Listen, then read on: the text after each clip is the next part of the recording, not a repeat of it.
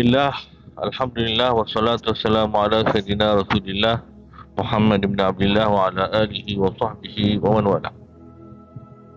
Syukur kata Allah Subhanahu wa ta'ala atas nikmat iman, Islam, atas nikmat hidayah, atas nikmat agama, iman dan amal.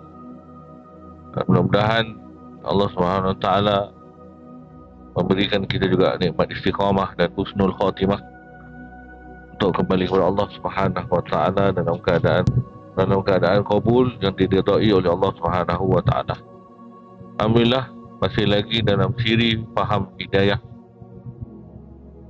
berkenaan dengan satu anugerah Allah Subhanahu wa ta'ala yang besar, yang tidak ada tandingannya dibandingkan dengan nikmat-nikmat yang lain yang kita sering ucapkan di dalam solat kita, kurang-kurangnya 17 kali sehari semalam. Dia minta kepada Allah Subhanahu wa ta'ala, ihdinas siratal mustaqim, tunjukkanlah kami jalan yang lurus. Menunjukkan pentingnya hidayah, nikmat hidayah. Mungkin orang tertanya-tanya, adakah kita ini masih tersesat, masih keliru, masih di jalan yang salah sehingga perlu meminta hidayah ke jalan yang lurus? Adakah orang Islam masih sesat?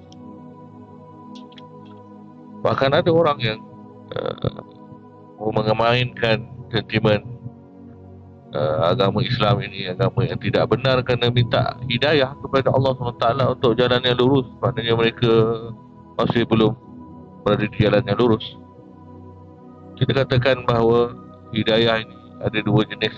Sudah tentulah yang kita minta ialah hidayah kedua-duanya, hidayah kebaikan dan istiqamah atas kebaikan, kerana setiap kebaikan adanya kebaikan-kebaikan yang lain yang perlu kita usahakan, dan setiap kebaikan yang telah kita usahakan kita perlu istiqamah atas kebaikan itu. Maka mudah-mudahan dengan hidayah istiqamah tadi memberi kita jalan untuk sampai kepada husnul khatimah. Itulah nikmat yang besar yang membawakan kita kepada kebaikan yang terbesar, iaitu redha Allah Subhanahu wa ta'ala.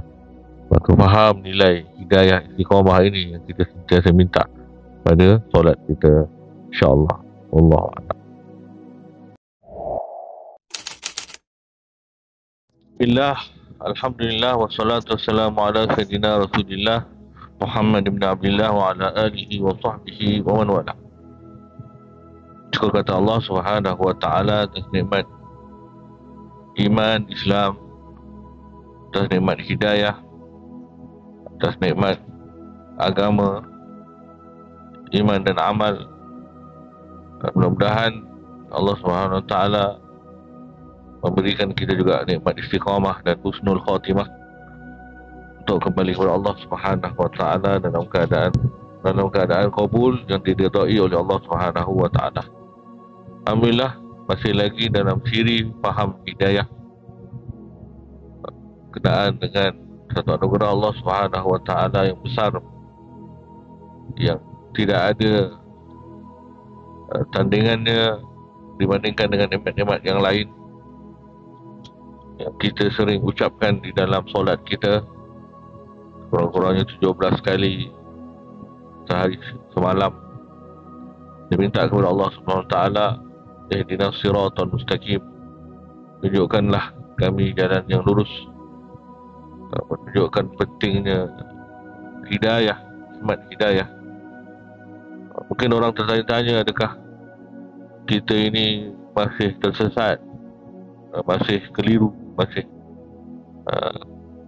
di jalan yang salah sehingga perlu meminta hidayah ke jalan yang lurus? Adakah orang Islam masih sesat? Bahkan ada orang yang mengemainkan sentimen agama Islam ini agama yang tidak benar kerana minta hidayah kepada Allah SWT untuk jalan yang lurus. Maknanya mereka masih belum berada di jalan yang lurus. Kita katakan bahawa hidayah ini ada dua jenis. Sudah tentulah yang kita minta ialah hidayah kedua-duanya, hidayah kebaikan dan istiqamah atas kebaikan, kerana setiap kebaikan adanya kebaikan-kebaikan yang lain yang perlu kita usahakan, dan setiap kebaikan yang telah kita usahakan kita perlu istiqamah atas kebaikan itu.